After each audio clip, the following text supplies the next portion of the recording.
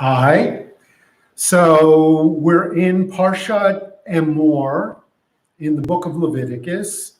And in chapter 23, one of the things that we read is about the festival of Sukkot.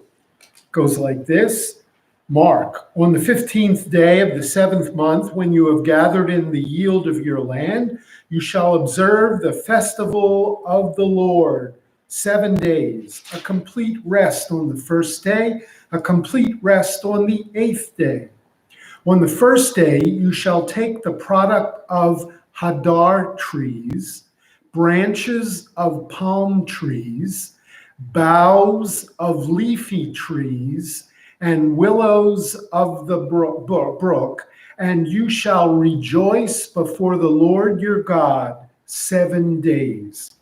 That's what we call those four things, the arba minim, the four species. And of course, they are the etrog, which is a citron, the lemon family, and the palm branch, the lulav, and the hadas, which is the myrtle, and also the arava, the willow. So I was fascinated by the question, where did they come up with the idea of an etrog? Here's the thing. The Torah simply says, you shall take the product of hadar trees. Hadar, nobody really knows. That's why they don't translate it. What is hadar? It's not a type of a tree. Hadar usually means glorious, wonderful, something like that. So you shall take the product of a glorious tree, and that becomes the etrog. But certainly the Torah never says an etrog. And we can assume that it's probably hundreds, maybe even 1,000 years later, before either the rabbis or whoever else was leading the Jewish people at a particular time, that it should be the etrog. Now, you know, we all know about lemons, but etrogs, citrons, right, what are they good for? Not very much.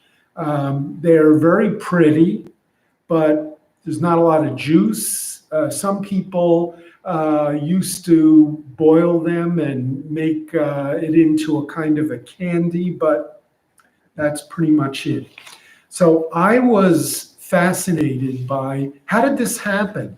How did we go from this ambiguous verse in the Torah, take the fruit of a hadar tree, right? And how did we eventually choose that it would be an etrog, a citron, a cousin of the lemon? So I imagined the following. And in this little play that I've written, I've entitled it, If Life Gives You Lemons. Okay, so let's assume we're sometime maybe in the 1st century BCE, and we've got a husband and a wife. She's Miriam, he's Shimon. So Miriam starts our little play by going, Shimon, you're late. Where have you been? And he says, at the Sanhedrin, the Hachamim, the sages, and the Kohanim, the priests, were arguing for hours about the festival of Sukkot and how it should be observed. I was trying to make peace between them. The wife says, the people of Israel have been observing Sukkot since the days of Moshe. What is there left to figure out? And he says, it's the same old argument they have every year. It is written in the Torah. You are to take the fruit of beautiful trees, branches of palms, boughs of thick tree foliage, and willows of the brook. Willows, that's obvious. Thick boughs, everyone agrees that's the hadas, the myrtle. Palms, of course, are the lulav. but no one really knows what is meant by the phrase fruit of beautiful trees. Every region uses a different fruit. In the Galil, north of Israel, it's the olive. In Yehudah, area around Jerusalem, they prefer the fig. By the coast, they use a pomegranate. Up on the Carmel, near Haifa, people have been known to take peppers. His wife says, so why do you care which fruit the people on the Carmel hold on Sukkot? Doesn't the Sanhedrin have more important things to do? Shimon says, when tens of thousands come on pilgrimage to Yerushalayim, they all do something different. The festival should unite the people. Instead, they argue and fight over who is doing the mitzvah properly. The Kohanim are upset at the discourse, and the Chachamim, as usual, can't agree on what the Torah really meant when it said the fruit of beautiful trees, grapes, figs, olives, pomegranates, dates. Miriam says, well, Shimon, you are the Nasi. That was the leader of the Jewish people. You are the one who makes the decision. Shimon says, but I don't know what to tell them. This is a big problem. Miriam answers, you want to hear a big problem? I'll tell you one. My poor brother. Shimon doesn't want to hear about it. What did that donkey do this time? Miriam says, don't you dare criticize my brother. I could say plenty about your family. Okay. Tell me what he did now. It wasn't his fault. What did he do? He was cheated by a lying merchant from Greece. It could have happened to anyone. What did he do? He invested all of his money on a shipment of lemons. Lemons? Miriam says, yes, lemons. They're a sought-after delicacy. The juice adds a wonderful flavor to food. Women use the rinds for perfume or to make candy for their children. It aids in digestion. And some people even say it's as a remedy for snake bites. So what's the problem? Did the ship sink at sea? Did the fruit sit in the hot Elul sun too long and rot? Was it carried off by a band of thieves? No, husband. The shipment arrived safe and sound. So what's the problem? The Greek merchant, may his bones rot, sent my brother hudors instead of lemons. Hudors? What are hudors? Same general family, different fruit. On the outside, they look the same, but on the inside, it's all rind and hardly any juice. Squeeze all day, and you'll barely get 2 drops. There's nothing you can do with a hudor? They're useless, utterly useless. My poor brother is stuck with 10,000 of them. He's ruined, I tell you, ruined. Shimon, you're the Nasi. Can't you do something to help my brother? What can I do? Declare war on the Greek Empire?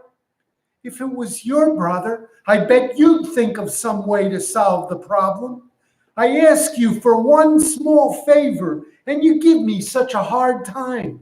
All right. I'll try to come up with some solution. Don't try, do. You're the Nasi, the leader of the Jewish people in the land of Israel. Use your authority for once. Decide what to do and do it. Fine, I'll do something. Are you happy? What will you do? I don't know yet, but I promise I'll come up with something to solve your brother's problems. I must go back to the Sanhedrin now. The Kohanim are pressing for an answer to the Sukkot problem before Rosh Hashanah. That gives us less than a week. And the Hachamim are as divided as ever with their endless commentaries and infinite interpretations. I ought to just go in there and decide for them which fruit of beautiful trees the Torah had in mind. And then we'd be done with it. And I could go on to more pressing problems, like my brothers. Yes, like your brothers. What was the name of that thing again? Houdors. That's what they call them in Greece. The merchant said it's their word for water. It's where they're grown. In Persia, I believe they're called etrog. Now go, husband, and make this happen. One of the things that I was trying to get at in that little play was the thought that sometimes we think that all the elements of Jewish ritual, all our observances, all of our traditions come directly and straight from the Torah. But apparently God left that out, exactly what he meant when he said the fruit of glorious trees, or the fruit of a hadar tree, of a beautiful tree. And it then came for the Jewish people over the course of time to somehow figure out, so how did they choose the etrog of all things? And sometimes maybe it comes down to a spiritual answer, a holy answer. And maybe sometimes some of the things we do happen because, who knows, the guy Shimon was being pressured by his wife to help her brother, who was stuck with 10,000 etrogs, and there was nothing that could be done. And he figured, I got the answer.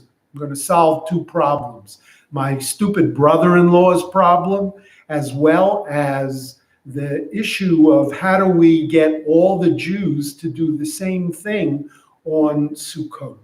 So could it have happened like that? Maybe. We don't know. But it's fascinating to consider that. As long as we're talking about the lulav and the etrog, here's another little piece that speaks about these four minim. Remember, we've got the palm branch, we've got the myrtle tree, the myrtle branch, the willow branch, and we've got the etrog. So this little piece is called The Four Daughters. A family had four girls, each one very different than her sisters. The oldest, Lulav, was very tall and thin.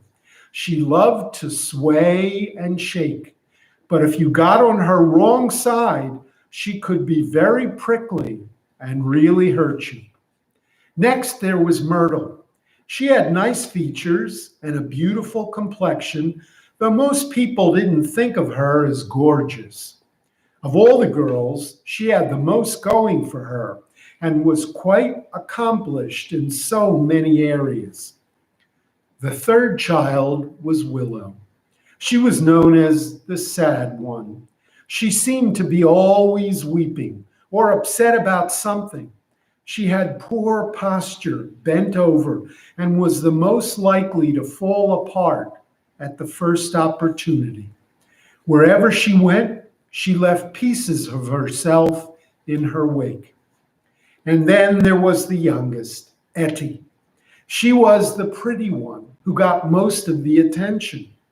Everyone was drawn to her, and consequently, people often ignored her three sisters. You could spot her a mile away. Her color and her shape were so pleasing to the eye. But truth be told, her beauty was all on the outside. Once you got to know her, you realized that there wasn't much of substance to her. Nevertheless, despite being the most popular, people thought of her as fragile, in need of special care. They were very careful how they dealt with her, afraid that she could be bruised or broken at the slightest touch.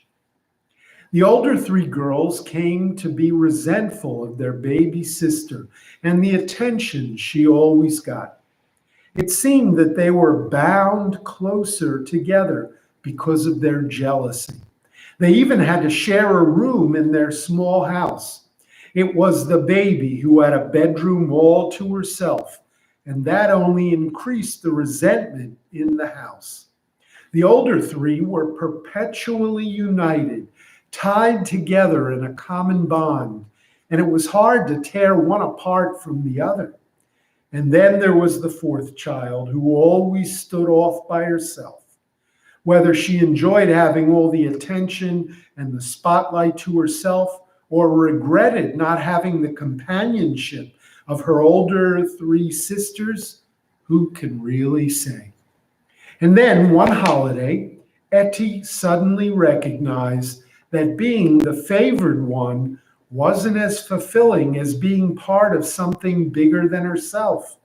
She came over to her sisters and in a rather shy voice asked, would it be okay if I hung out with you guys? Lulav was shaking and ready to smack her for the years of her selfishness and indifference. Willow was on the verge of tears, thinking about all the things her sister had that she hadn't.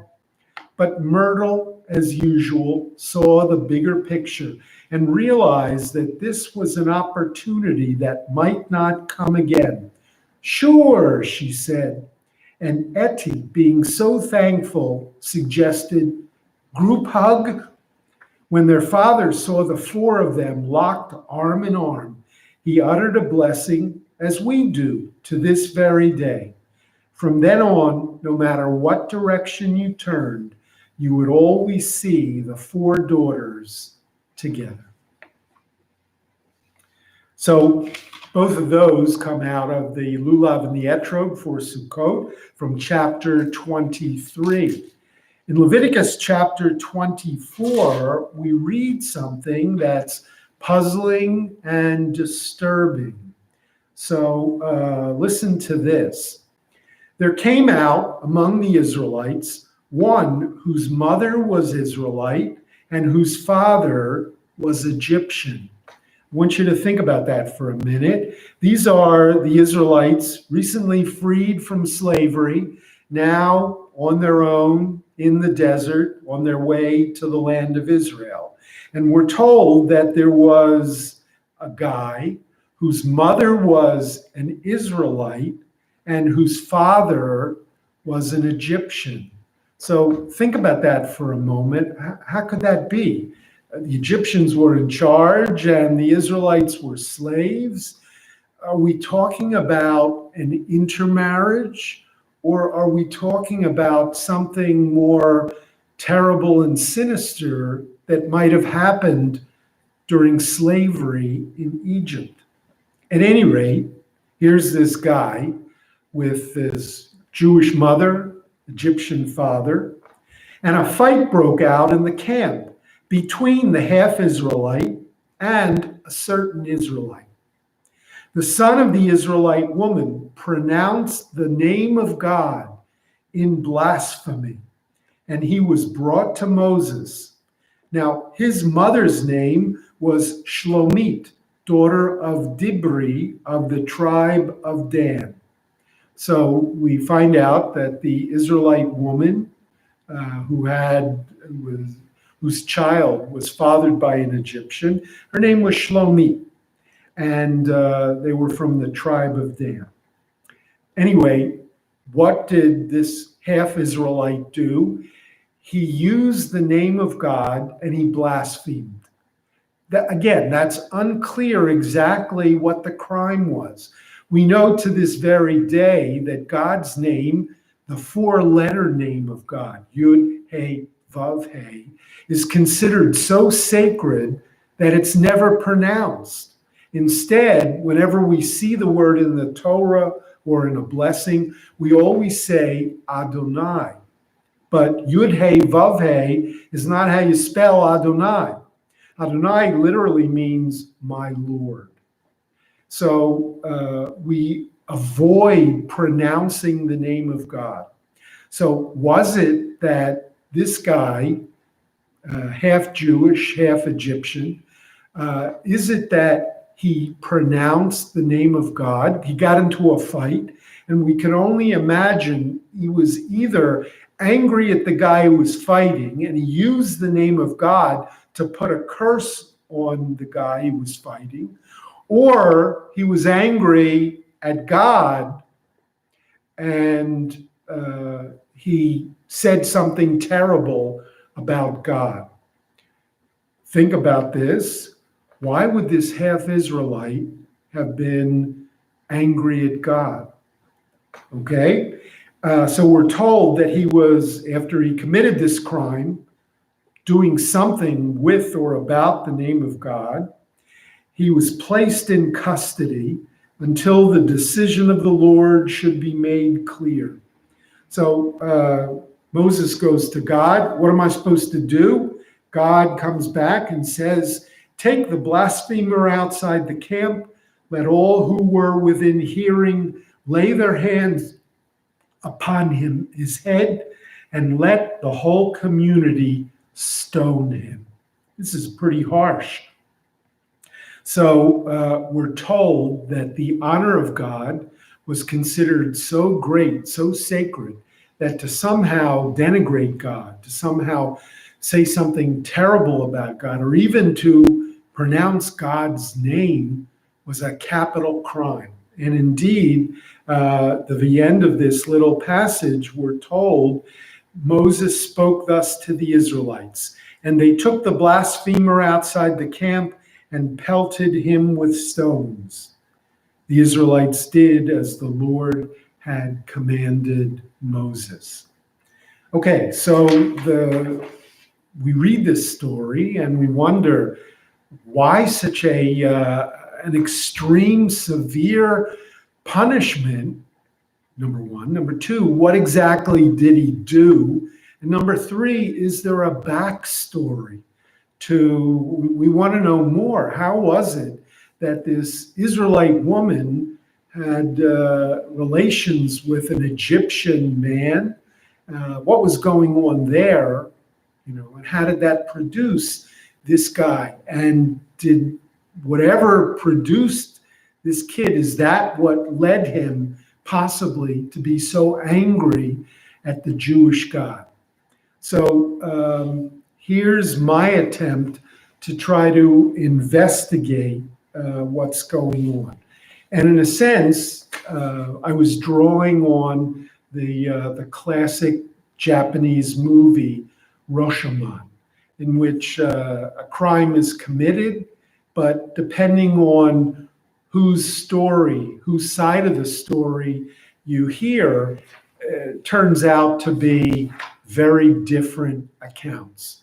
So I was using that same premise to try to figure out and answer some of the questions to what's going on here.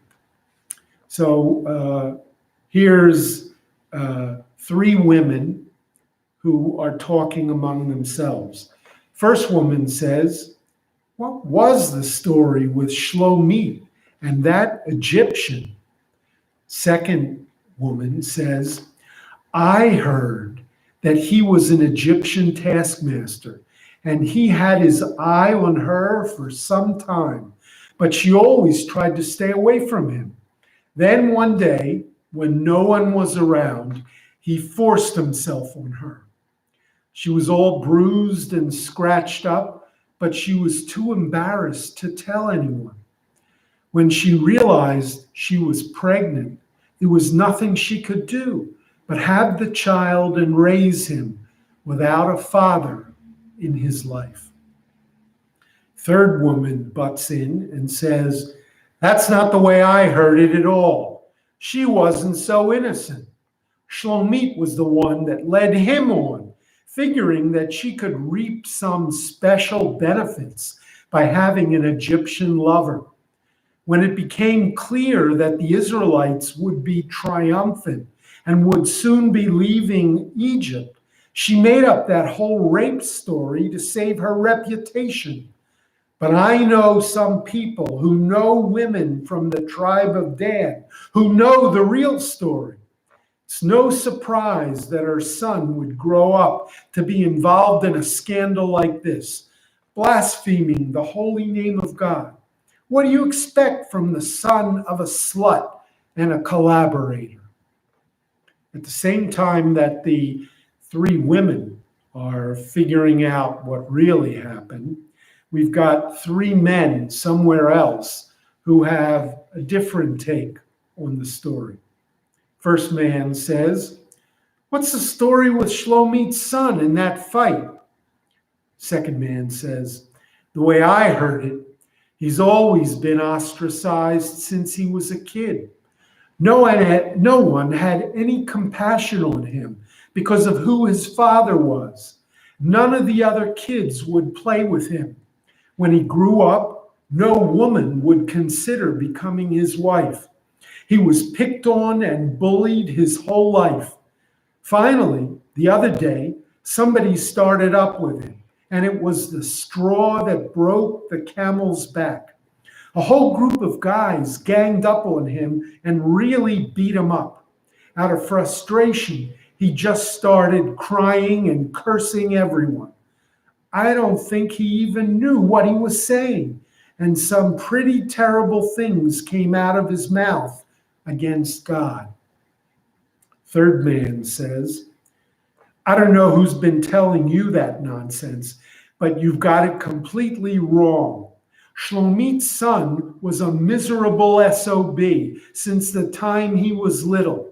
If you ask me, it's in his genes. His father was abusive to Shlomit and to their son. And people who are abused often grow up to be abusers themselves.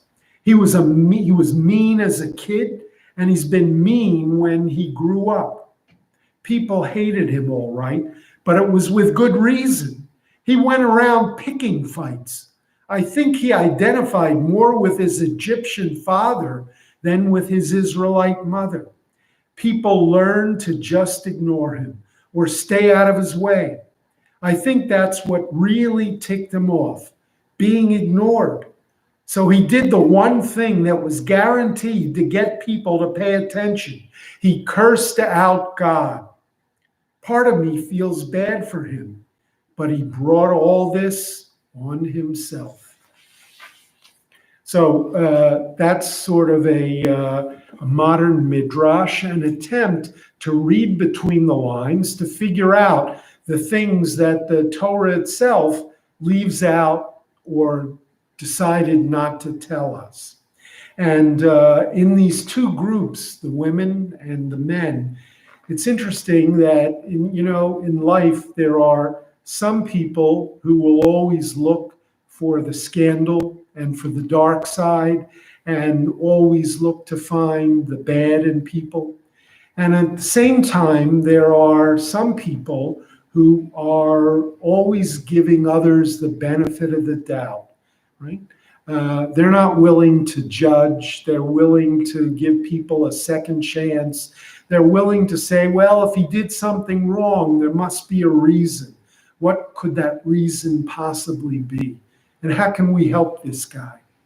So, it tells us these stories and their possibilities.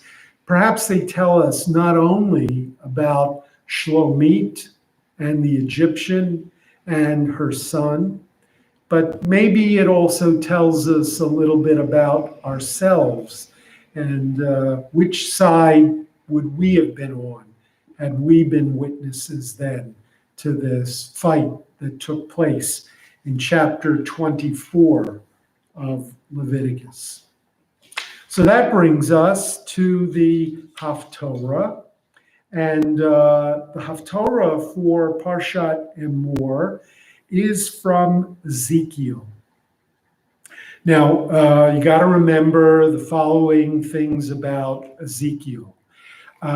He started out in Jerusalem. He was a Kohen, And among the leaders who were first sent off into exile by the Babylonians.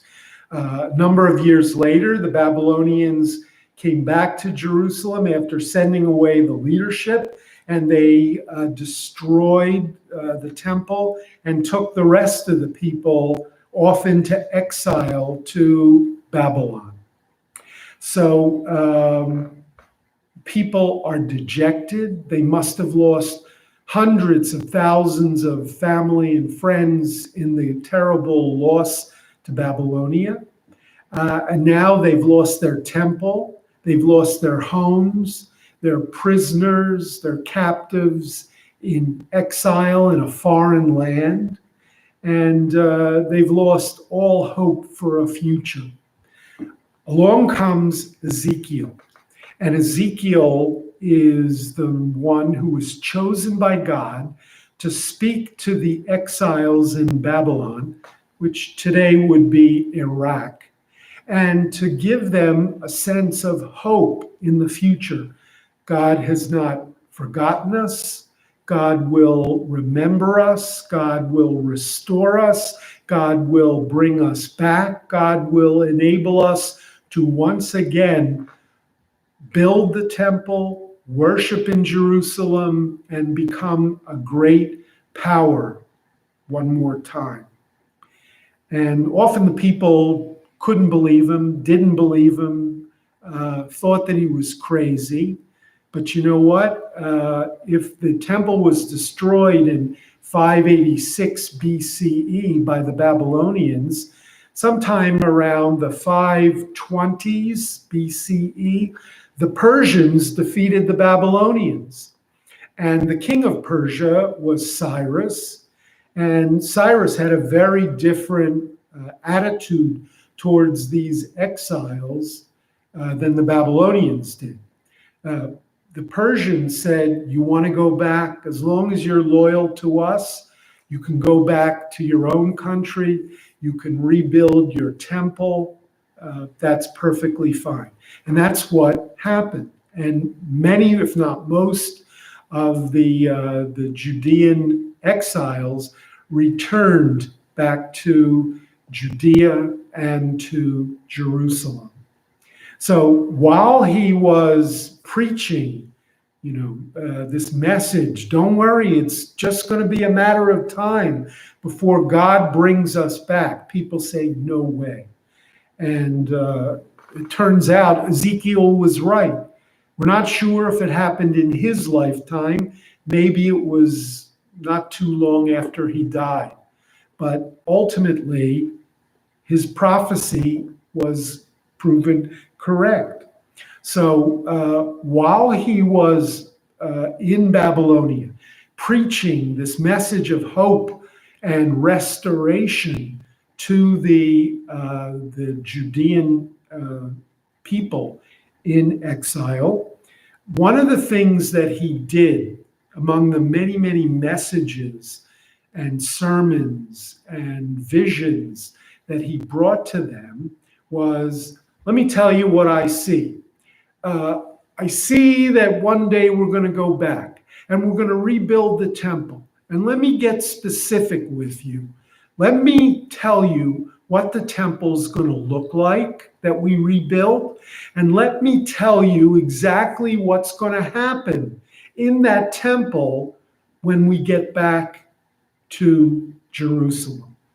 So one of the things that he does in this particular Haftorah is to say the people who are going to serve in the temple are the Kohanim, the priests.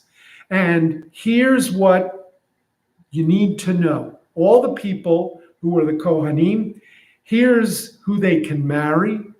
Here's what they're going to do once they go back to Jerusalem. Here's the uniform that they're going to wear. Here's how they have to comport themselves, right? Here's what they're going to get paid once they go back. You can imagine the people listening to all this and saying, where are you getting all this stuff from? You making this up? And of course, Ezekiel's answer is, God told me this. God showed me this. So here's the final question we need to ask. Why do we read this particular Haftorah on this particular week, in the week that we read the portion of Emor? There's always going to be some connection between what the Haftorah is about and something that we just read in that week's Torah portion. So in this week's Torah portion, in chapter 21, 22, what we read about are the laws that Moses gave to the Kohanim and the Leviim. And basically, it's the same thing that Ezekiel told, but you got to remember the time frame. Moses, let's assume, lives somewhere 1250 BCE.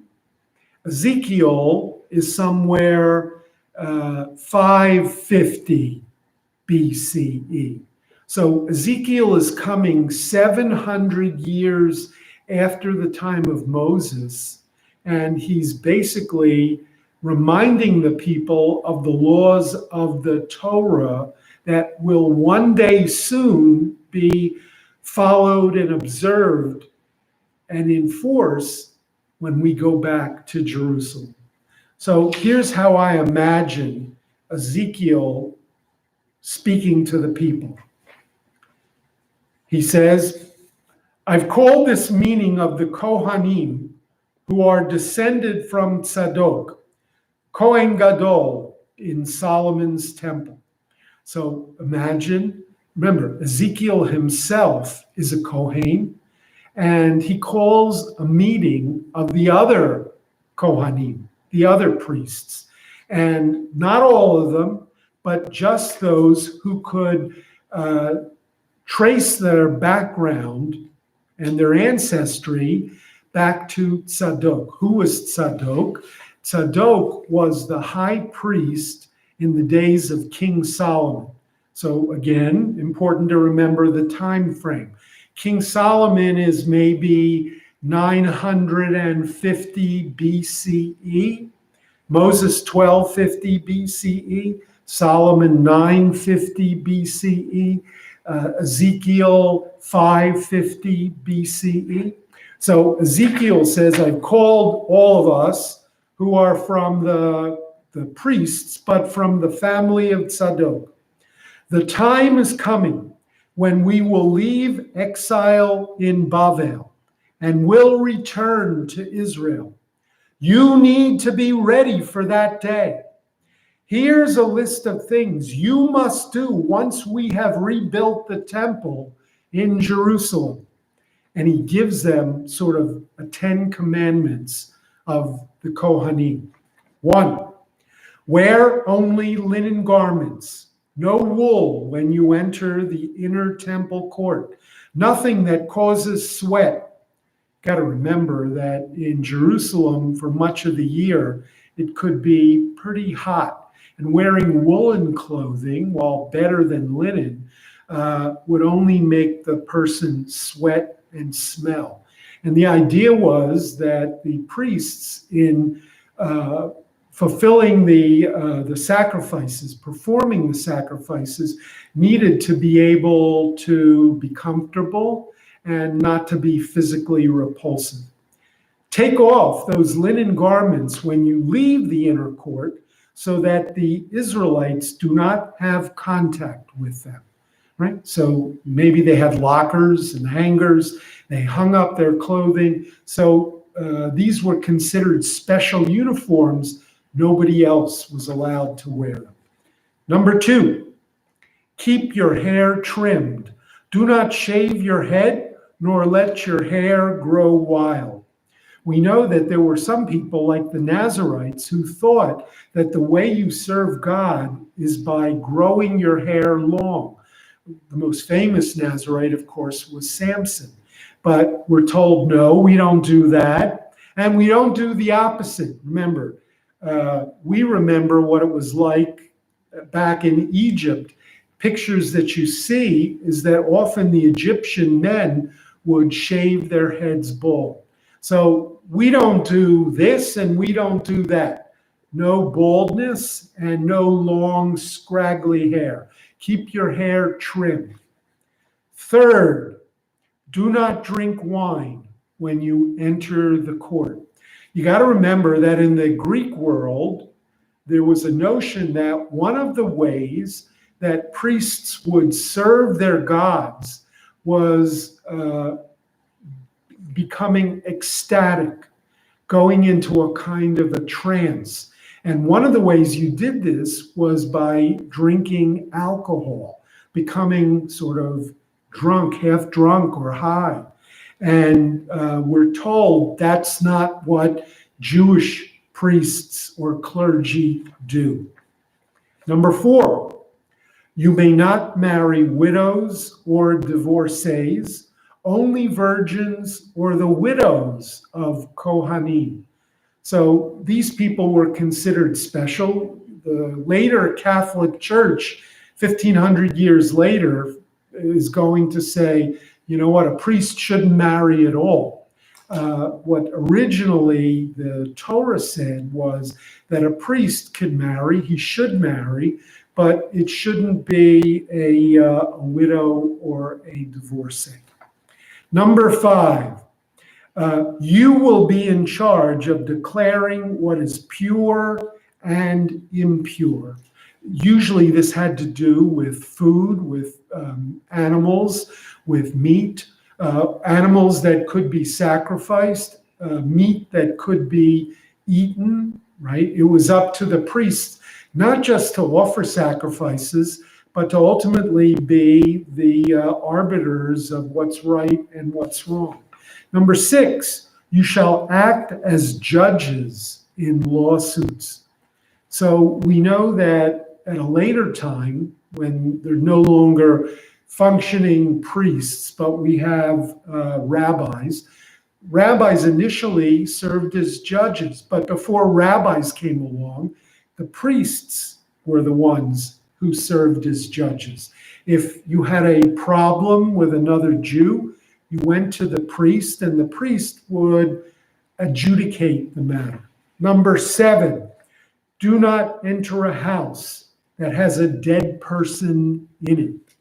So we know that contact with the dead, not only touching a dead body, but even being in the same tent or room as the dead, rendered a person ritually impure. Once you were ritually impure, you couldn't enter the temple. You couldn't offer a sacrifice. You had to go through a purification ritual.